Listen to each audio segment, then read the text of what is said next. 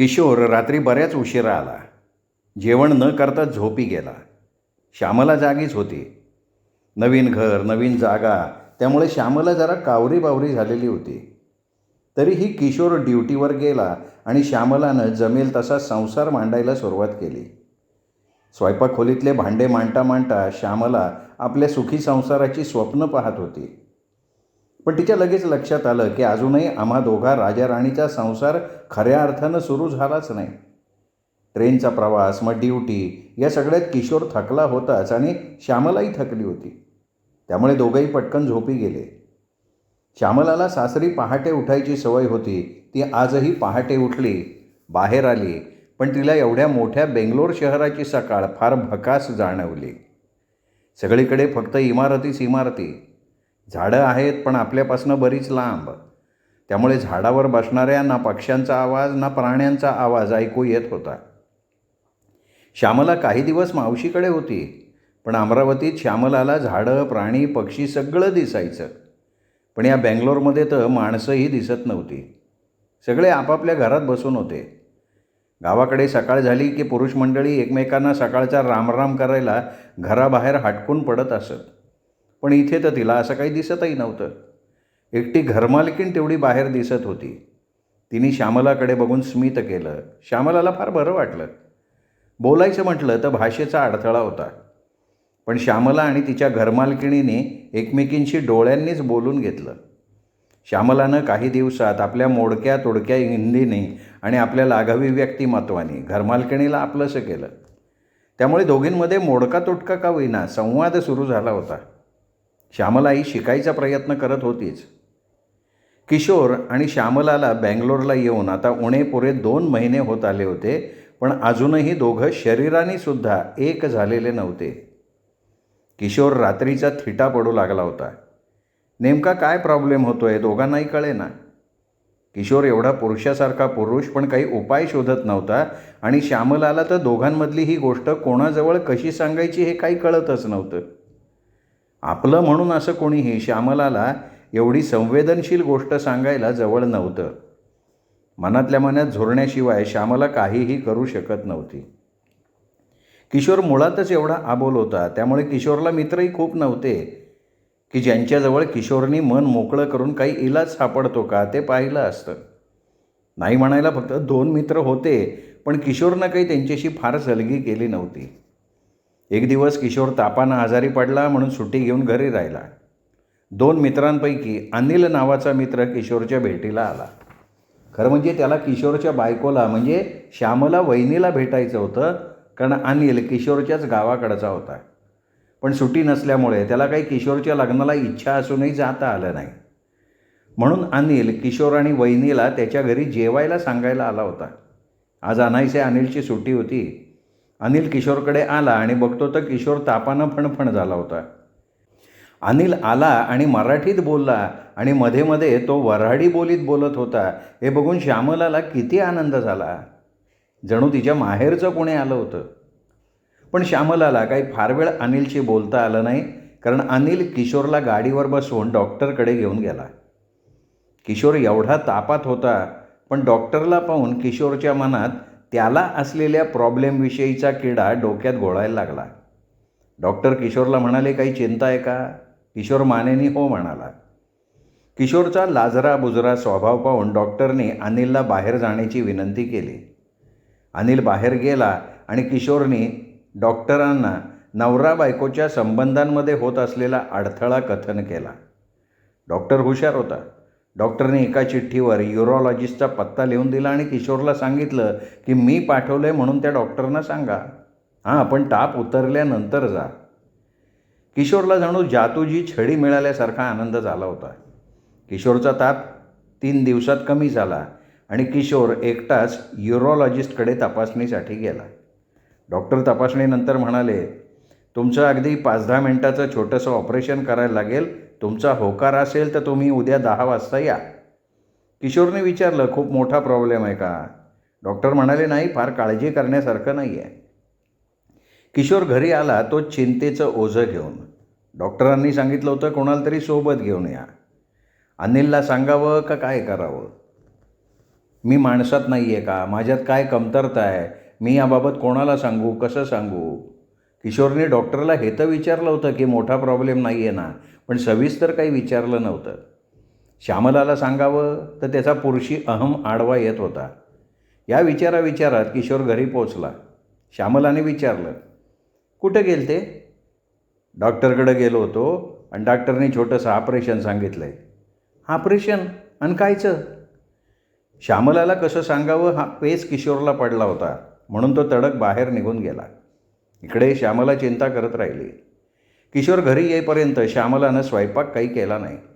किशोर बाहेर खूप हिंडला, शेवटी घरी परत आला. मनात कोलाहल असेल तर कुठेही शांती मिळत नाही हे किशोरला चांगल्या प्रकारे कळलं होतं. किशोर घरी आल्यावर श्यामलानी कुठलाच विषय काढला नाही.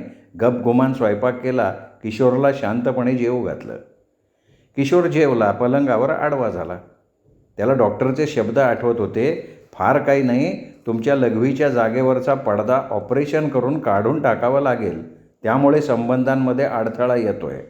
एक प्रकारचा मुस्लिम लोकांप्रमाणे सुनता करायचा आहे.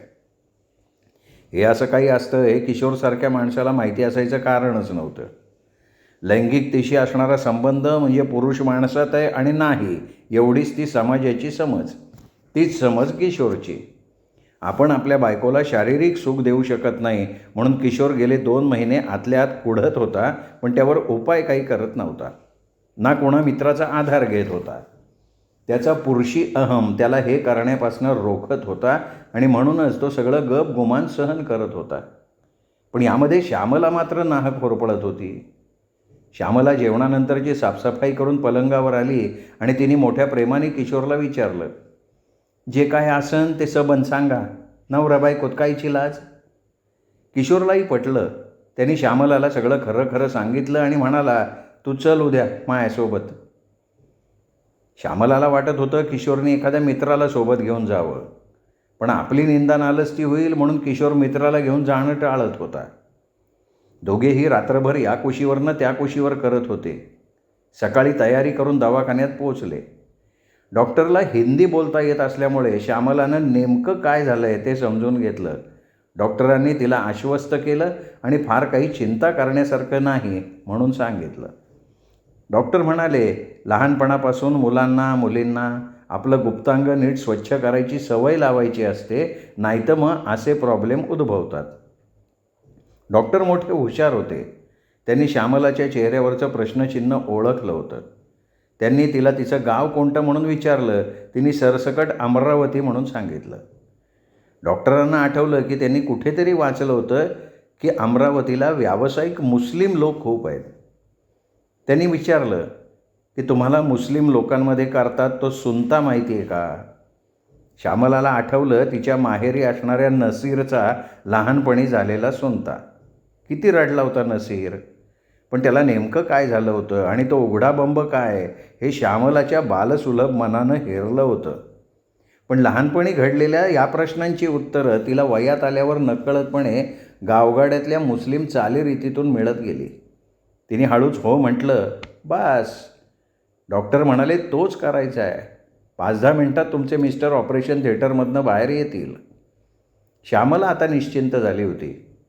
डॉक्टरांनी सांगितल्याप्रमाणे किशोर 10 मिनिटात बाहेर आला. ॲनेस्थेशिया कमरेच्या भागात दिल्यामुळे डॉक्टर किशोरशी शांतपणे बोलत होते. काय करता? कुठले आहात? त्यांनी छान प्रश्न विचारले. तुमची बायको हुशार आहे, सुंदर आहे, असंही डॉक्टर म्हणाले. किशोरचा त्या अर्धमेल्या अवस्थेतही पुरुषी अहम दुखावला. आपल्या बायकोची कोणा परक्या पुरुषानं तारीफ केलेली काही त्याला आवडली नाही. कारण त्यानंतर किशोरने डॉक्टरच्या कुठल्याही प्रश्नांची उत्तरं दिली नाहीत आणि गुंगी चढली हा बनाव करत राहिला. किशोरला खरी गुंगी चढली ती ऑपरेशन झाल्यावर. ॲनेस्थेशियाची थोडी गुंगी असल्यामुळे डॉक्टरांनी किशोरला दिवसभर हॉस्पिटलमध्ये ठेवून सायंकाळी सुट्टी दिली. किशोर आता चांगला शुद्धीवर आला होता. संध्याकाळी दोघेही नवरा बायको ऑटो करून घरी आले. किशोरने चांगली 5-6 दिवसांची सुट्टी टाकली होती, त्यामुळे दुसऱ्या दिवशी कसली गडबड नव्हती. घरी आल्या श्यामलाने देवाजवळ तुळशीजवळ दिवा लावला आणि क्षणभर तुळशीमायजवळ बसून दोन्ही हात जोडले आणि मग ती स्वयंपाकाला लागली. श्यामलाने सोबत आणलेलं तुळशीचं रोप एका सुंदर छोट्याशा वृंदावनात लावलेलं होतं. श्यामला अमरावतीला भावनासोबत रवीला भेटायला गेली होती तेव्हा श्यामलाला छत्री तलावाच्या बाजूच्या रस्त्यानं विक्रीसाठी ठेवलेलं छोटं छोटं वृंदावन दिसलं होतं. तिने रवीला सांगून ऑटो थांबवला होता आणि एक छोटंसं सुंदर वृंदावन विकत घेतलं होतं. रवीने पैसे दिले तेव्हा श्यामला त्याला नाही म्हणूच शकली नव्हती. रवीने दिलेली एक सुंदर आठवण म्हणून तिने ती आपल्या कपड्यांबरोबर इथे घेऊन आली होती आणि त्यामध्ये तुळशीचं छोटंसं ते रोपटं लावलेलं होतं. 5-6 दिवस झाले किशोर अजून ड्युटीवर का आला नाही म्हणून अनिल किशोरच्या घरी पोचला तर किशोर पलंगावर झोपलेलाच होता. अनिल आला आणि म्हणाला, किशोर अजून ताप उतरला नाही काय? जरा थकवा होता म्हणून ऑफिसला आलो नाही, किशोर म्हणाला.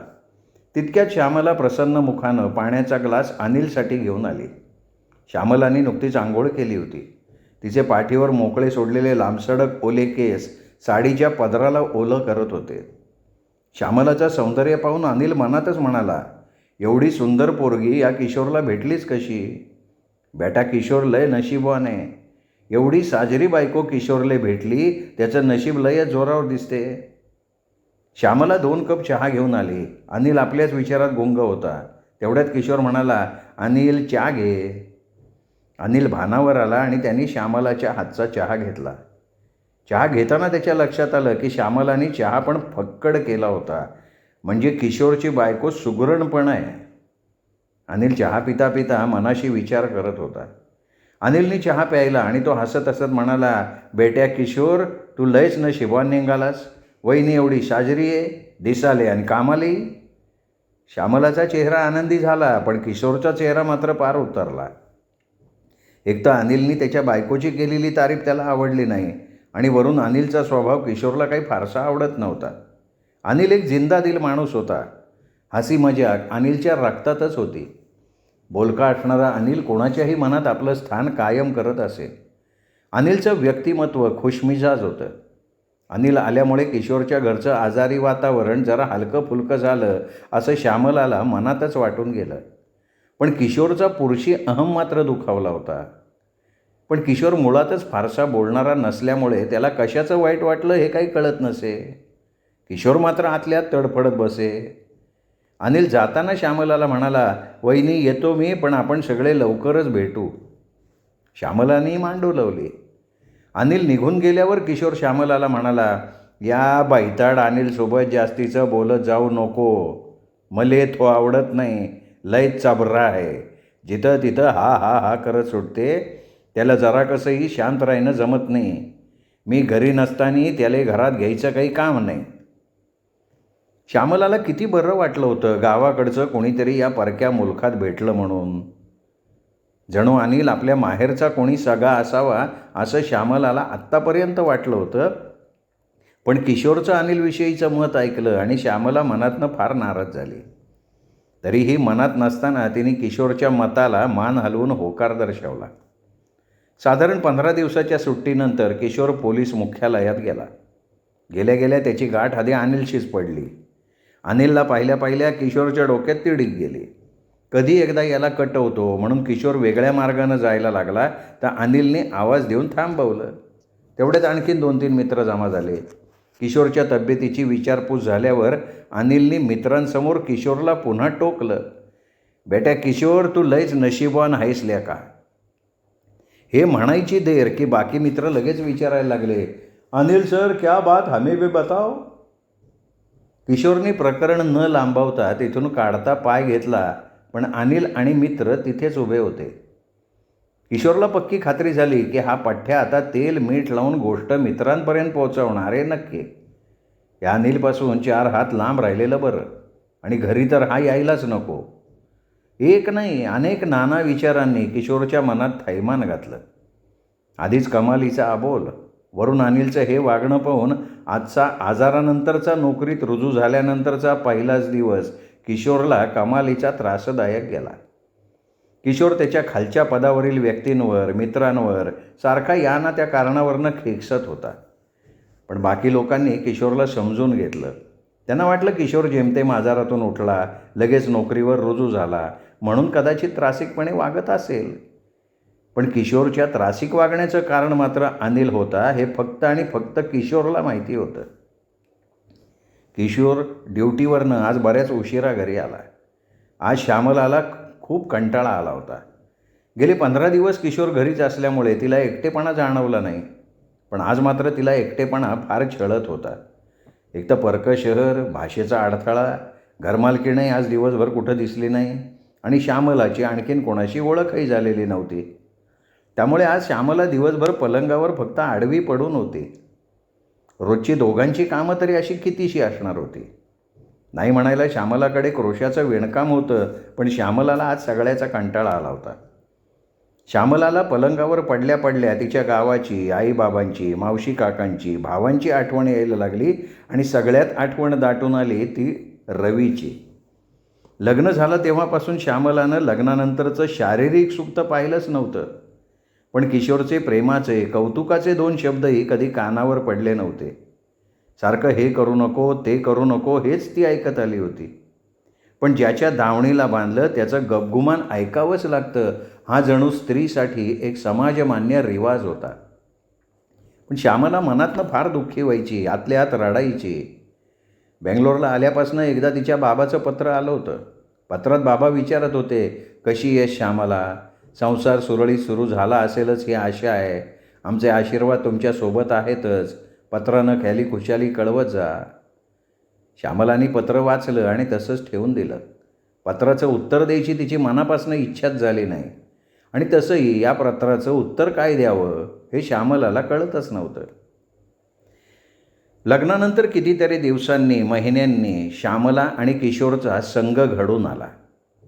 ज्या शारीरिक मिलनावर संसाराचा पाया उभा आहे, त्या पायाभरणीची पहिली वीट आज श्यामला आणि किशोरने लावली होती. पण हळूहळू श्यामलाच्या लक्षात यायला लागलं होतं की किशोर फक्त धसमुसळेपणा करतो, त्याच्यामध्ये रोमॅन्टिकपणा काही नाही आहे. दोघा नवरा बायकोमध्ये संवादच होत नाही, एकमेकांसोबत हसी मजाक होत नाही, एकमेकांना आकर्षित केलं जात नाही, हलक्या फुलक्या क्षणांना आपलंसं केलं जात नाही. मी काही बोललेलं त्याला चालत नाही. रात्र झाली की जवळ येऊन शारीरिक कार्यभाग उरकायचा आणि कड फिरवून ढाराढूर झोपायचं, एवढंच आपल्या नवऱ्याला माहिती आहे हे श्यामलाला कळून चुकलं होतं. पदरी पडलं, पवित्र झालं यानुसार श्यामला किशोरचा संग करत होती. सांगून सांगून सांगणार तरी काय आणि कोणाला? आपलं नशीबच खोटं असं श्यामलाला वारंवार वाटत असे. पण त्या पोटतिडकीच्या वाटण्याला आता काही पर्याय नाही हे समजून श्यामला सगळं आतल्या आत दाबत राहिली. तिला रवीची फार आठवण येत असे, पण ती तेवढाच प्रयत्न त्याला विसरायचाही करत असे. आपलं आयुष्य हे असं आहे आणि हेच आयुष्य आपल्याला जगायचं आहे हे श्यामलाला चांगलंच कळलं होतं. श्यामलाला माहिती होतं आपण सांगितलेलं कारण कोणालाही पटणार नाही की बायकोला नवऱ्याच्या सहवासात आनंद मिळत नाही. ही आपली कहाणी कोणीही ऐकणार नाही आणि आपल्यालाच आपली माय, मावशी, आजी, गावातल्या बाया म्हणतील, बाईंनी नवऱ्याला फक्त सुख द्यायचं असतं, तो काय देतो आणि घेतो हे बाईच्या जातीने पाहायचं नसतं. तो सुखात ठेवतो ना का कमाई करायला पाठवतो? हा सगळा जगरहाटीचा विचार करून श्यामला चूप बसायची आणि आलेले अश्रू गिळून टाकायची. श्यामला तरीही हसतमुख दिसायची. तिचं व्यक्तिमत्वच कोणालाही आपलंसं करणारं होतं आणि तिच्या अगदी उलट किशोर होता, आपल्याच कोशात राहणारा, कोणाशी 2 बोल न बोलणारा. 2 भिन्न व्यक्तिमत्वाच्या व्यक्ती लग्नाच्या गाठीनी एकत्र बांधल्या होत्या आणि दोघांचा संसार सुरू झाला होता. श्यामला आणि किशोरच्या लग्नाला आता चांगले 5-6 महिने होत आले होते. घरी एकटी राहून राहून श्यामलाला आता कंटाळा यायला लागला होता. आधेमध्ये अनिल आणि अनिलची बायको संगीता आणि छोटा मुलगा यायचे.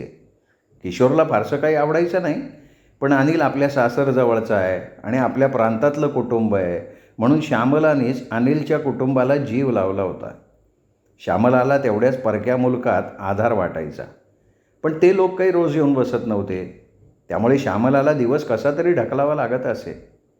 एक दिवस तिच्या मनात आलं की आपण एखादा क्लास केला तर मनही रमेल आणि दिवसही लवकर संपेल. शोधलं की सापडतं या गोष्टीवर श्यामलाचा विश्वास होता. एक दिवस तिने घरमालकिणीजवळ तुटक्या मोडक्या हिंदीत गोष्ट काढली की जवळपास एखादा कुठला क्लास आहे का, मी फावल्या वेळेत करू शकेन असा. घरमालकिणीने तिची गरज समजून तिला जवळपास असणाऱ्या एम्ब्रॉयडरीच्या क्लासबद्दल सांगितलं आणि शिकवणाऱ्या बाईला तुटक हिंदी बोलता येतं असंही सांगितलं. श्यामलाला मनातनं खूप आनंद झाला, पण ही गोष्ट किशोरजवळ कशी काढावी याचा ती विचार करायला लागली. एक दिवस रात्रीचं जेवण करता करता श्यामलानं सहज म्हटलं की मी एखादा क्लास करू का. किशोर कितीतरी वेळ बोलला नाही आणि मग म्हणाला, हे काय एवढं सोपं आहे काय, हे काय आपलं गाव शहर तालुका जिल्हा होय काय, इथं आपली भाषा कोणाला समजत नाही आणि त्याईची भाषा आपल्याला समजत नाही. किशोरचा नकार बघून श्यामला चूप बसली. ती पुढे काही बोलली नाही. बरेच दिवस गेले. एक दिवस घरमालकीण हिंदीत श्यामलाला म्हणाली, क्लास लावला नाही का. श्यामलानं क्लास लावण्याच्या विचारावर धूळ टाकली होती, पण तिच्या घरमालकिणीने प्रश्न विचारून त्याच्यावरची धूळ झटकली होती. श्यामला स्वतःलाच म्हणाली, श्यामला खूप झालं आता घाबरणं, तसाही क्लास आठवड्यातनं 5 दिवस असतो, नवऱ्याला काही कळणार नाही, दुपारचे 2 तास तर क्लास, काही कळणार नाही कोणाला. श्यामला 2-3 दिवसांनी पायदळ क्लास शोधत गेली. फार लांब नसल्यामुळे श्यामलाला क्लास लवकर सापडला. श्यामला अभ्यासात हुशार नसली तरी ती एकूण हुशार होती. ती बरोबर क्लासमध्ये पोचली आणि तिने चौकशी केल्यावर थोडे पैसे ॲडव्हान्स देऊन 3 महिन्यांचा क्लास लावून टाकला. श्यामलाकडे लग्नात आलेल्या खाऊचे पैसे होते, त्यामुळे नवऱ्याला पैसे मागायचा प्रश्नच नव्हता. श्यामलाने मोठ्या हिमतीने किशोरच्या अपरोक्ष क्लास लावला. दिवसातले 2 तास श्यामला क्लासच्या निमित्तानं बाहेर पडत होती, त्यामुळे तिला फार बरं वाटत होतं. श्यामला आता क्लासमध्ये छान रुळली होती. किशोरला माहिती व्हायचं कारणच नव्हतं. एक दिवस किशोरला अचानक ताप भरला, डोकं दुखायला लागलं, म्हणून तो नेमका दुपारच्या वेळेत अर्धी सुट्टी घेऊन घरी आला. घराला कुलूप पाहून त्याला मोठा अचंबा वाटला. त्यांनी घरमालकिणीकडे चौकशी केली, पण श्यामला तिथेही नाही म्हटल्यावर किशोर थोडा चालत जाऊन पाणठेल्यावर सिगरेट ओढत विचार करत बसला. त्याला कळेना की आपली बायको नेमकी गेली कुठे.